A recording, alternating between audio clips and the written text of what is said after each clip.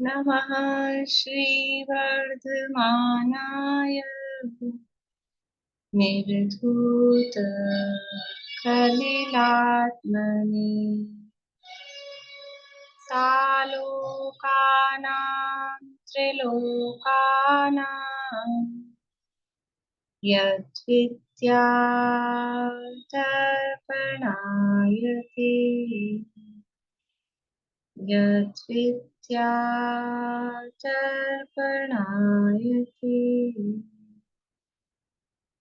सकल पापमल प्रक्षालक श्रीवर्धमान को करुण नमन लोकालोक प्रकाशित करे जिनकी विद्या है दर्पण जिनकी विद्या है दर्पण।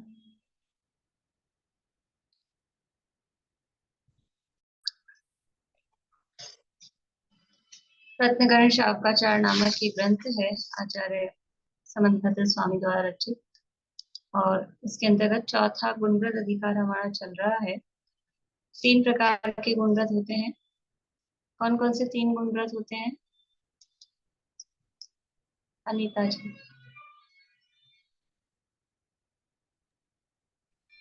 दिग्व्रत, अनर्थ दंड व्रत, परिणाम भोग व परिणाम परिमाण व्रत।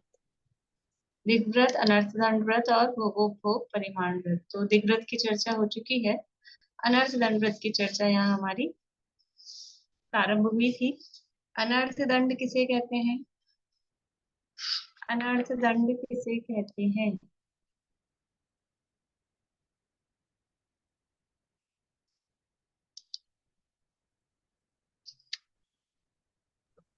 बिना प्रयोजन दंड भुगतना पड़े वह अनर्थ दंड के। बिना प्रयोजन जिसका दंड भुगतना पड़े अर्थात बिना प्रयोजन का जो पाप है उसे अनर्थ दंड कहते हैं।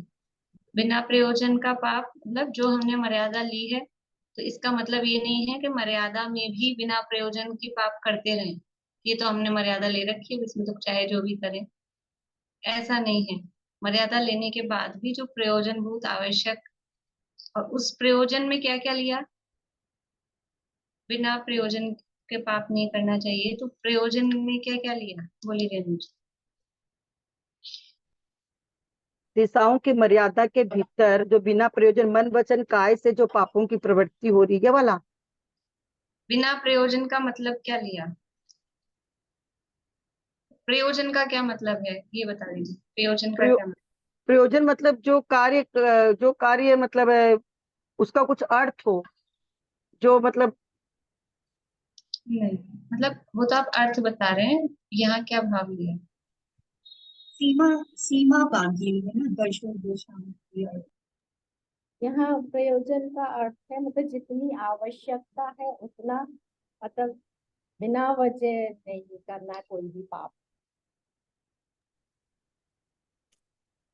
प्रयोजन का मतलब आवश्यकता के अनुसार करना, बिना मतलब के कोई कार्य नहीं करना। नहीं, ये तो आप अर्थ बता रहे हैं, और ये जो आ चुके हैं जवाब वो नहीं देने हैं। लास्ट पूछते हैं भाई साहब से। बोलिए भाई साहब।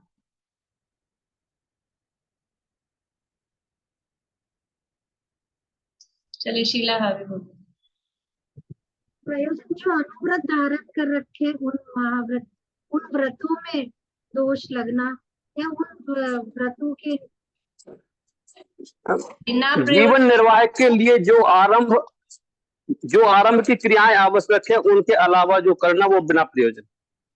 नहीं, मतलब यहाँ पर्टिकुलर किया दिया था, और अपन ने बात भी की थी कि जिससे कोई अपना विषय भोग हो रहा हो, कि कोई अपने को लाभ हो रहा हो, कोई अपने को यश ही मिल रहा हो। ये दिए थे ना यहाँ पे 74 वाले के भावार्थ में। जिनसे जिन्हें करने से अपना विषय भोग भी नहीं सकते, कुछ लाभ भी नहीं होता, यश भी नहीं होता, धर्म भी नहीं होता। भाई ये कुछ हो रहा हो तो अपना फायदा हो तो प्रयोजन है। चलो कुछ नाम बड़ी हो रही है तो प्रयोजन हो रहा है, कुछ अपने को लाभ हो रहा है, विषयी भोग भोगने में आ रहे हैं तो भी प्रयोजन है कि चलो कोई प्रयोजन है। पर जिससे ना हमारे कोई विषय भोग का संबंध है, ना कोई हमारे मान सम्मान का संबंध है, ना कोई हमारे लाभ का संबंध है, ना कोई धर्म का संबंध है कि चलो इससे कोई धर्म का कार्य होता हो। तो ऐसा काम, क्योंकि धार्मिक क्रियाएं करने में भी कुछ ना कुछ आरंभ तो होता ही है, चाहे पूजा पाठ विधान ये क्रियाएं देख लो, चाहे तीर्थ यात्रा आदि देख लो। तो तीर्थ यात्रा करेंगे तो बिना आरंभ के हो जाएगी क्या? कि हम तो दिशाओं की मर्यादा के भीतर आवागमन कर रहे हैं, अब हमको पाप थोड़ी ना लगेगा। ऐसा नहीं है, दिशाओं की मर्यादा के भीतर भी करेंगे तो उसमें आरंभ तो होगा ही। तो फिर बिना, अब हम तीर्थ यात्रा जा रहे हैं तो कोई धार्मिक, उससे हमारा प्रयोजन सिद्ध हो रहा है भी, चलो धार्मिक भावना है।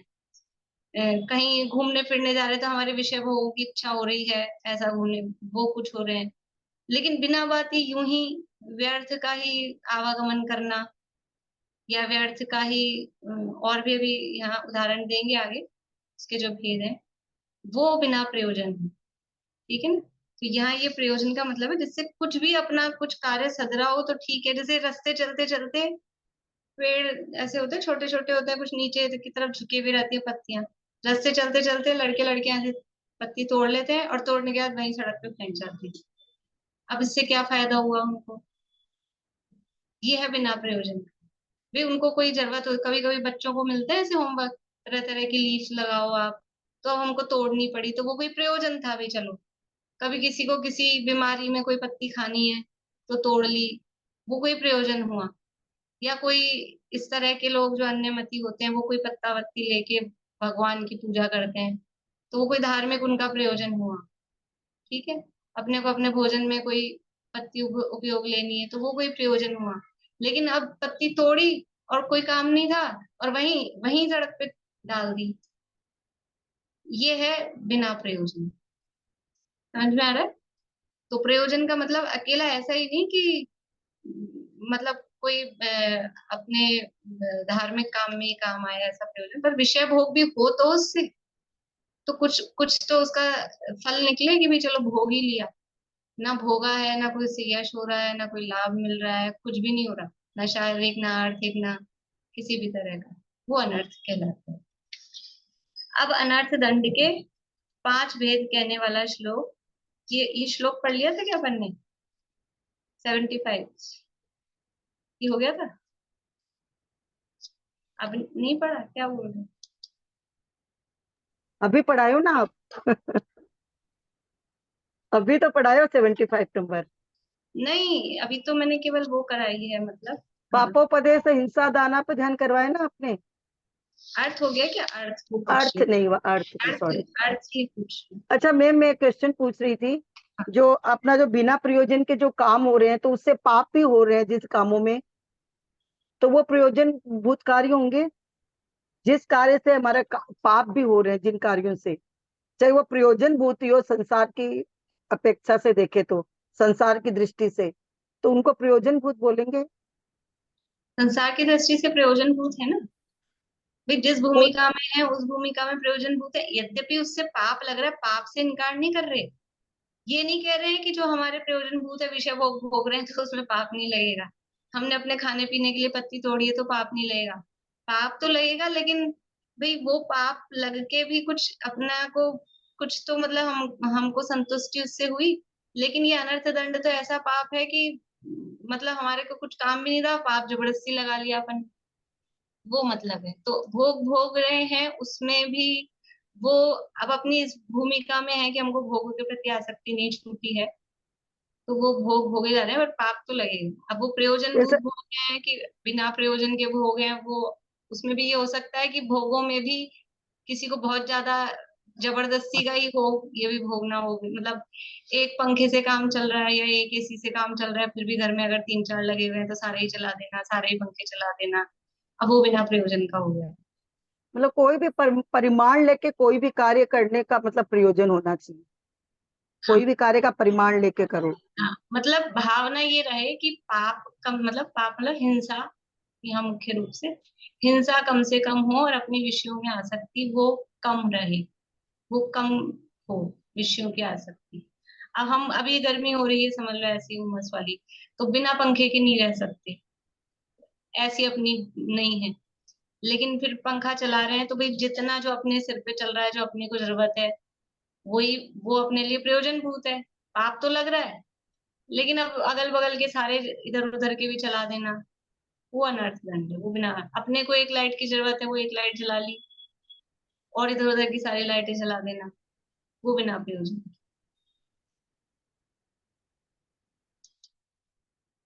देखिए अब अनर्थ दंड के 5 भेद कहने वाला श्लोक कहते हैं। श्लोक नंबर 75 है, पेज नंबर है 125, रत्नकर्ण शाखाचार्य।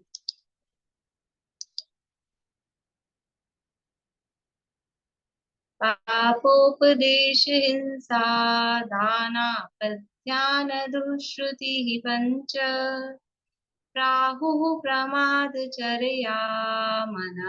दंडान दंडधरा। नाम बता रहे हैं 5 प्रकार के अनर्थ दंड के। पापोपदेश, हिंसा दान, अपध्यान। पापोपदेश ये हुआ, हिंसा दान ये दूसरा, और फिर दान ना है तो इसमें से अ निकलेगा। अपध्यान, फिर दुष्श्रुति, पंच यानी 5 है, प्राहु यानी कहते हैं, और प्रमादचर्या। तो पापोपदेश, हिंसा दान, अपध्यान, दुष्श्रुति, 4 तो ये ऊपर हो गए। 5वां दिया है प्रमादचर्या नीचे।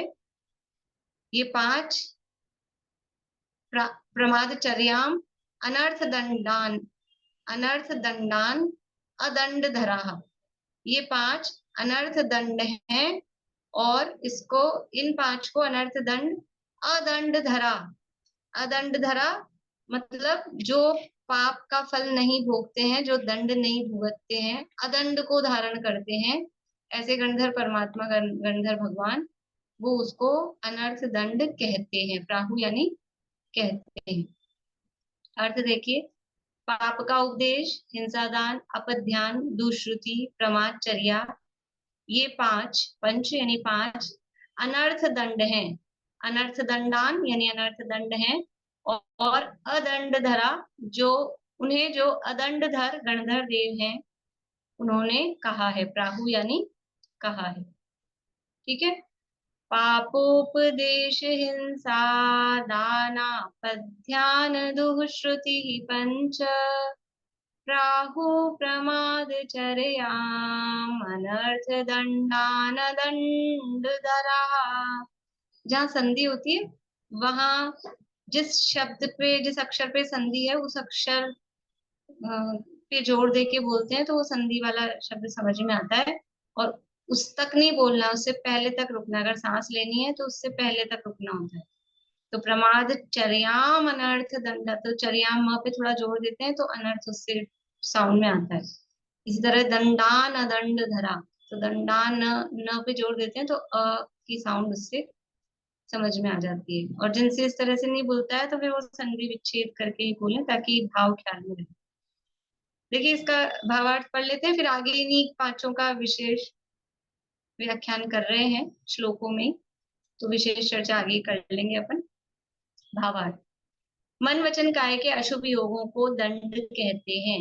दंड, दंड देखो ये दंड शब्द कहीं पढ़ा अपन ने पहले, जिन लोगों ने पहले पढ़े हैं तत्वार्थ सूत्र, दंड शब्द कहाँ पढ़ा था?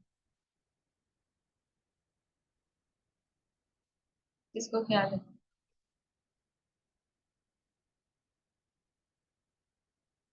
बोलिए सुमन जी। नहीं, तत्वार्थ सूत्र तो नहीं, वो जो केवली समुद्घात में जो डंडा का पढ़ा तो वो वो दंड तो डंडे के अर्थ में है। यहाँ जो दंड शब्द का अर्थ किया मन वचन का है, ये संयम की परिभाषा में, उत्तम संयम वाला जो प्रकरण है 9वें अध्याय में, वहां संयम की परिभाषा दी है। तो इंद्रियों का निग्रह, वहां ऐसे अलग अलग शब्द दिए हैं। तो दंडों का निरोध, त्याग, ऐसा कुछ शब्द दिया है। तो वो वहां पर ये दंड शब्द दिया है, देख लेना आप लोग 9वें अध्याय में, जहाँ पे उत्तम संयम वाला प्रकरण है ना, वहाँ संयम शब्द के अर्थ में दिया है। तो दंड यानी क्या होता है? देखो, मन वचन काय, इनको योग भी कहते हैं, काय वांग मन है कर्म योग है। और मन वचन काय को क्या बोलते हैं?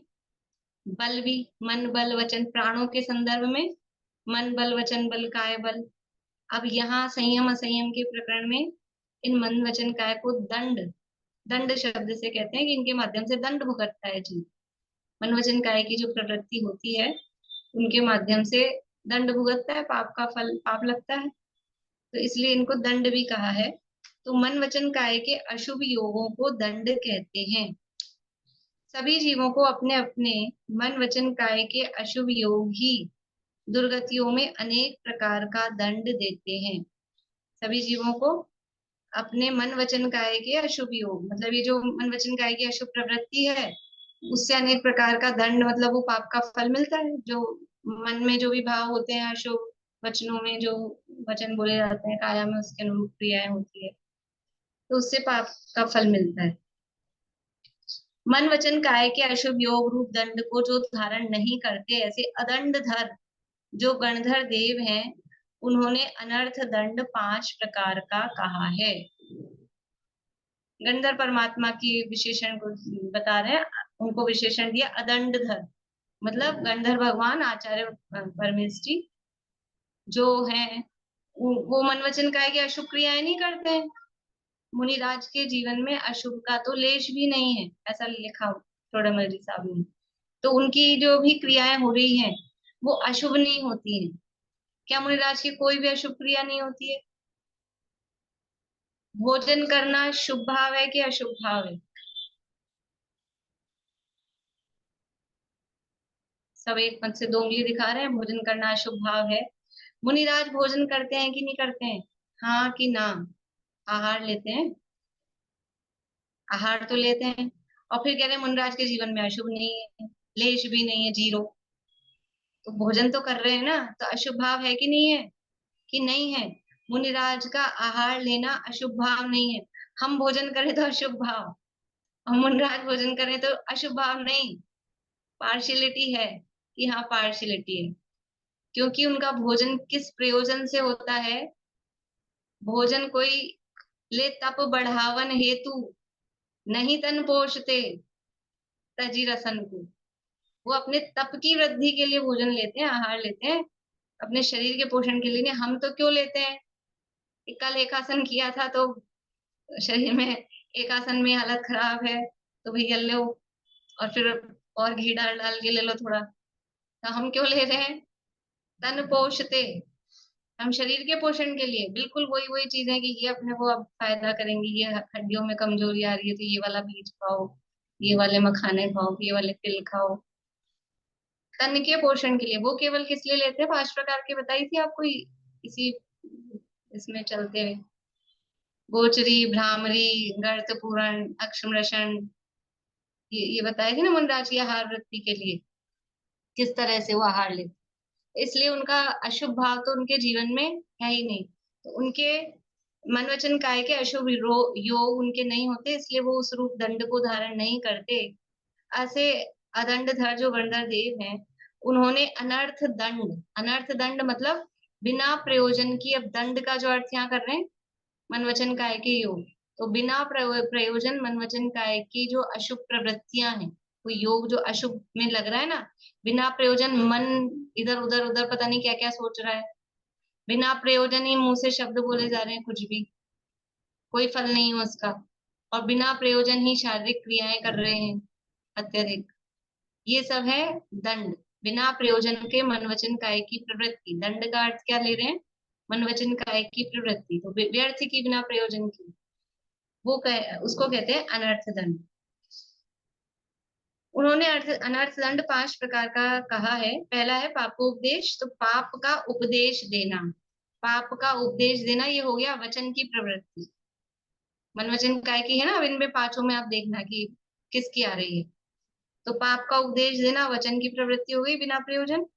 हिंसा के उपकरणों का दान देना, वह हिंसा दान है, ये समझ लो काया की प्रवृत्ति हो गई। खोटा विचार करना, वह अपध्यान है, ये मन की व्यर्थ की प्रवृत्ति। खोटा सुनना, वह दुश्रुति, अब इसको काया में ले लो या वचनों में ले लो। प्रमाद रूप आचरण करना, वह प्रमादचर्या, ये काया की प्रवृत्ति बिना प्रयोजन की। इस प्रकार अनर्थ दंड के 5 भेद हैं। अब इन्हीं का विस्तार से वर्णन आगे के श्लोकों में कर रहे हैं, इसलिए अपन भी यहाँ नहीं कर रहे हैं, आगे श्लोकों के आधार पर इनका वर्णन देख लेते हैं। देखिए अगला श्लोक, 76 नंबर का, पेज नंबर 126। अब पापोपदेश नाम का अनर्थदंड कहने वाला श्लोक कहते हैं। रोशना भाभी आप पीछे बोलिएगा।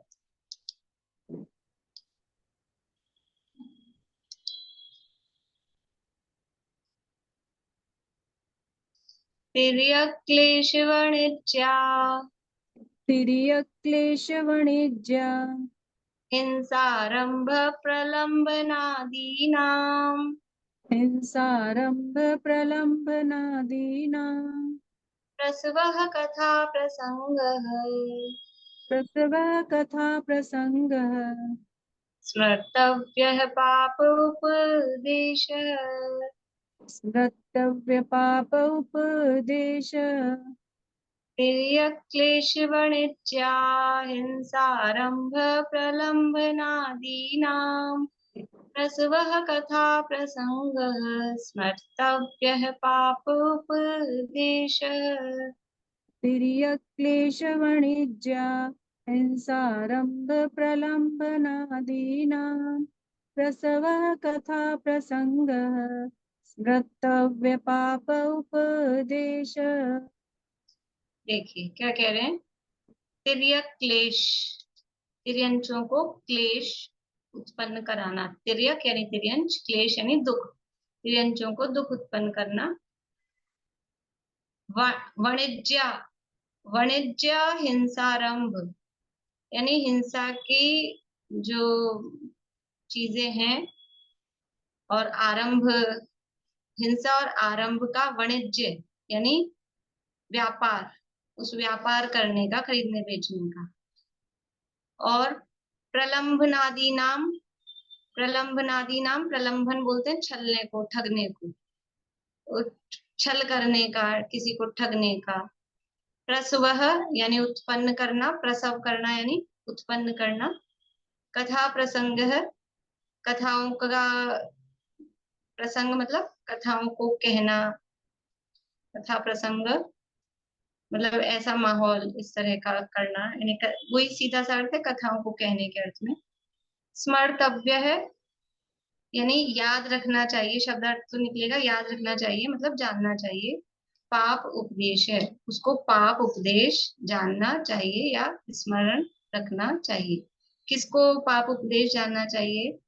कि तिर्यंचों को क्लेश उत्पन्न करने का, वाणिज्य उन्हें खरीदने बेचने का, और हिंसा आरंभ उनकी हिंसा का, आरंभ का, प्रलंबन आदि नाम ठगने का, इत्यादि जो ये सब है, प्रलंबन आदि नाम इत्यादि।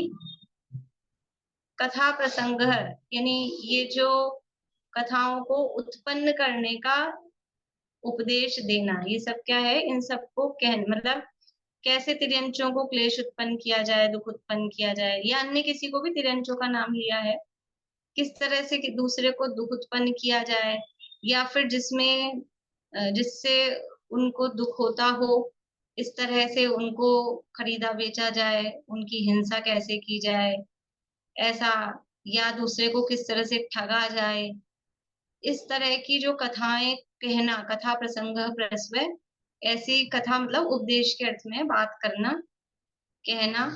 तो ये सब पाप को उत्पन्न करने वाली जो कथाएं हैं उनको कहना, वो पाप उपदेश कहा जाता है। मतलब शब्द से अर्थ है कि जिस भी बात से, जिस भी उपदेश से पाप होता हो, तो किसी दूसरे को ऐसा बात कहना, बताना, वो सब पापोपदेश नाम का अनर्थ दंड कहलाता है। अब देखो, दूसरे को पाप का उपदेश दे देते हैं, अब वही चीजें याद रखना, इससे अपना कोई विषय भोग का प्रयोजन हो रहा है सिद्ध, या अपने कोई मान सम्मान का प्रयोजन सिद्ध हो रहा है, या अपने कोई लाभ हो रहा है, या कोई अपना धर्म हो रहा है, ये सब नहीं हो रहे हैं फिर भी कर रहे हैं जबरदस्ती।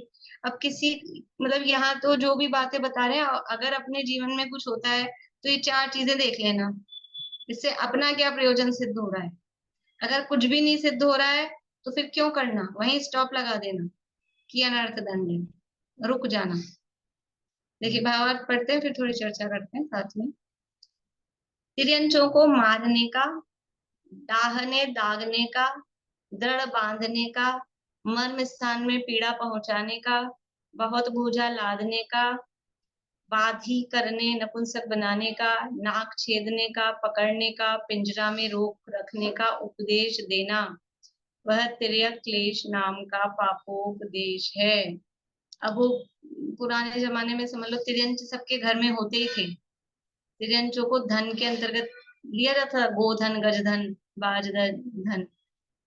तो तिर्यंच रहते थे तो किस तरह से उनको बांध के रखें, कैसे उनको उनको दागते हैं, निशान बनाते हैं उनके ये नाक में, बैलों के वो हल लगाने, गाड़ी में जोतने के लिए वो नाक में रस्सी डालते हैं, घोड़ों के पैर में नाल लगाते हैं। तो ये किस तरह से करें? मान लो किसी का कोई पशु कंट्रोल में नहीं आता हो, तो फिर उसको उपदेश देना, तुम ऐसे किया करो, फिर बिल्कुल कोई दिक्कत नहीं करेगा, ये काम किया करो, ऐसे बांध दिया करो, ऐसे कर दिया करो, इतना मत खिलाया करो, और मतलब जो जो भी। तो इस तरह के उपदेश देना कि उनको दुख हो। एक तो ऐसा कहना कि खूब खिलाओ, अच्छा खिलाओ, ऐसे क्यों बांध के रख रहे हो। और एक ऐसा उपदेश देना कि वो तिरंजों के लिए और पहले ही तो दुखी है, पहले ही तो बांध के रखा जा रहा है, ऊपर से और कैसे टाइट करके बांधना, किस तरह से रखना, इस तरह का उपदेश देना। उनको पकड़ने का, पिंजरा में रोक के रखने का कि पिंजरे में रखा करो। और अब अपने घरों में हो जाते हैं हम तो, अब यहाँ अभी तो इस जमाने में तो कहेंगे कि आप मतलब है कहने का किसी घर में कोई गाय बैल कुछ है नहीं, तो घरों में मक्खियां हो जाती हैं, मच्छर हो जाते हैं, चूहे हो जाते हैं, ये तो हो जाते हैं। उसका तो एक दूसरे को उपदेश देते हैं कि नहीं देते, ऐसे किया करो, वैसे किया करो, ये लगा दिया करो, वो मार दिया करो, जो जो भी है। तो ये सब क्या है? ये पापोपदेश है। किसी भी तरह से जिसमें जीवों की हिंसा होती हो, ऐसे काम का दूसरे को उपदेश देना। अब हम दूसरे किसी दूसरे के घर में हो गए जीव जंतु, अब अपन उसको उपदेश दे रहे हैं, तुम ये दवाई डाल दो, ये काम कर लो, ये काम कर लो, वो जो जीव मर जाएंगे। तो उससे अपना क्या प्रयोजन सिद्ध हो रहा है? अभी अपने घर में हो गए हो तो हम सोचें अब क्या करना है उसका, तो हमारा कोई प्रयोजन है। दूसरे के घर में हो रहे हैं, उसको उपदेश दे रहे हैं, अब ना तो कोई उससे अपना घर है नहीं, उससे कोई अपने को ये उपदेश देंगे तो कोई रुपया पैसा धन दौलत मिल जाएगी, आर्थिक कोई प्रयोजन नहीं है, कोई अपने शारीरिक कोई प्रयोजन नहीं है, धर्म तो होने का सवाल ही नहीं है। तो फिर क्यों दूसरे को उपदेश देना? और ऐसा देते हैं, कोई पूछने आए तब तो फिर भी चलो इसने पूछा था तो बताने में आ गया, कोई पूछता ही नहीं है, आगे होके खुद ही बताएंगे जबरदस्ती। ये क्या है? ये अनर्थ दंड है, ये अर्थ का पाप है जबरदस्ती। जिसके घर में होता है वो सब अपने अपने निपटते हैं, पहले तो काम ही ऐसे नहीं करें कि उत्पन्न हो, लेकिन फिर भी हो जाते हैं मौसम की वजह से। तो वो जो भी है उसको सब अपने अपने विवेक से, जिसमें जीवों का घात नहीं हो, उस तरह से उनके साथ व्यवहार करना चाहिए, पाप का उपदेश नहीं देना चाहिए। फिर है ये तिर्यक क्लेश हुआ। इसके बाद में है वाणिज्य। वाणिज्य में अनेक वस्तुओं में पाप उत्पन्न कराने वाले व्यवसाय का उपदेश देना, यानी ऐसे व्यापार का उपदेश देना कि जिसमें 6 काय के जीवों की हिंसा होती है, वह भी हिंसा उपदेश है। मतलब हिंसा का, अब व्यापार धंधे में ऐसा काम करना कि आप ये वाला काम करो, खूब खूब पैसा, खूब कमाई है, लेकिन उस व्यापार धंधे में हिंसा होती है। अब वो जो हिंसा उसमें हो रही है कि ये वाली फैक्ट्री डाल लो, अब जो भी तरह तरह के जो भी व्यापार होते हैं, तो उन कामों में बहुत हिंसा होती है। मान लो मार्जिन बहुत होता हो, बिक्री बहुत होती हो, किसी को उपदेश देना बारिश के दिन, ये गर्मी के दिनों में बर्फ की फैक्ट्री लगा लो, खूब बिकेगी और पानी है, लेकिन कितना हिंसा का काम है। कौन सा पानी छन के होता है, वो मशीनों में अनछना पानी, और सब कितना महाहिंसा का काम है। तो इस तरह के कोई उपदेश देना, और जो भी है व्यापार धंधे में हिंसा तो होती ही होती है, लेकिन अत्यधिक हिंसा जिसमें हो रही है, इस तरह के हलवाई टाइप के काम है, खूब हिंसा के काम है, तो ऐसे व्यापार का उपदेश देना जिसमें 6 काय के जीवों की हिंसा होती हो, बाग बगीचे आदि का व्यापार करना, वह हिंसोपदेश है। फिर आरंभ उपदेश कह रहे हैं कि बाग बगीचे लगवाना, मकान आदि बनवाना, विवाह करना आदि पाप के आरंभ का उपदेश वह आरंभोपदेश है। ऊपर था ना वाणिज्य, व्यापार का, फिर हिंसा का उपदेश, हिंसा आरंभ, तो जिसमें हिंसा होती हो ऐसे व्यापार का, और जिसमें आरंभ होता हो, यद्यपि हिंसा और आरंभ एक ही बात है, लेकिन थोड़ा थोड़ा सा इसमें अंतर कर दिया कि 6 काय के जीवों की हिंसा, वो हिंसा आरंभ के अंतर्गत ले ली। और आरंभ उपदेश में बाग बगीचे लगवाने का उपदेश, किसी किसी का मकान है, गए किसी के घर, आपकी खाली जमीन पड़ी है यहाँ पे, ये आप क्यों नहीं उगा लेते हो थोड़ी सी, ये फल सब्जियां उगा लो, ये बाग बगीचे लगा लो, घास उगा लो, अच्छी हवा आएगी और अच्छी आपकी वो होगी। अब वो जाने उसको कौन सी हवा चाहिए, नहीं चाहिए, ऑक्सीजन चाहिए नहीं चाहिए, और उसके घर में अपने को तो रहना है नहीं, हम तो गए हैं आज आधा घंटे 1 घंटे, उसको उपदेश दे कर है। अब वो जो बाग बगीचे लगा रहा है और उसमें जो हिंसा हो रही है उसका किसको मिल रहा है परसेंटेज, किधर आ रहा है, वो सब अपने को आया है। कोई अपना प्रयोजन, वो कहा ना, अपना भी अपने घर में अगर हम कुछ काम कर रहे हैं, हमारे को कोई प्रयोजन है कि हमको कोई ऑक्सीजन चाहिए होती, कि हमको ये फल सब्जी चाहिए होती, हम लगा रहे हैं, तो एक बार वो पाप, भाई अपना काम तो हो रहा है, कुछ पाप है उससे मनाही नहीं कर रहे है, पाप तो है ही, लेकिन अब वो दूसरा अपने घर में लगा रहा है, तो हमको क्या उससे फायदा होने वाला है, वो सब्जी उगेगी तो वो खाएगा, कभी कभार 100 दिन में एक दिन कभी आपको दे जाए तो दे जाए, नहीं तो वो ही खाएगा ना, तो हमारे को क्या फायदा हो रहा है। ये ऐसा वो हिंसा का आरंभ का, दूसरे के मकान यानी मकान बनवाने में, विवाह करवाने में, ये सब आरंभ के काम है। तो उसमें अनुमोद, अब वो अपन ने जो 9 कोटि से देखा था, वो सब देख लेना कि हम तोड़ना लगा रहे हैं बाग बगीचा, तो अब वो मन में विचार आ रहा है ये लगा ले तो अच्छा, और वचनों से कह रहे हैं कि लगा ले तो अच्छा, और शरीर से तारीफ कर रहे हैं ताली आली बजा के इशारों से, तो काया से अनुमोदना, कार्य, वो सारे पाप उसमें लग जाएंगे। फिर है छल कपट रूप प्रवृत्ति कराने का उपदेश वह प्रलंबनोपदेश है, कि छल कपट किस प्रकार से किया जाए, किसको कैसे बेवकूफ बनाया जाए।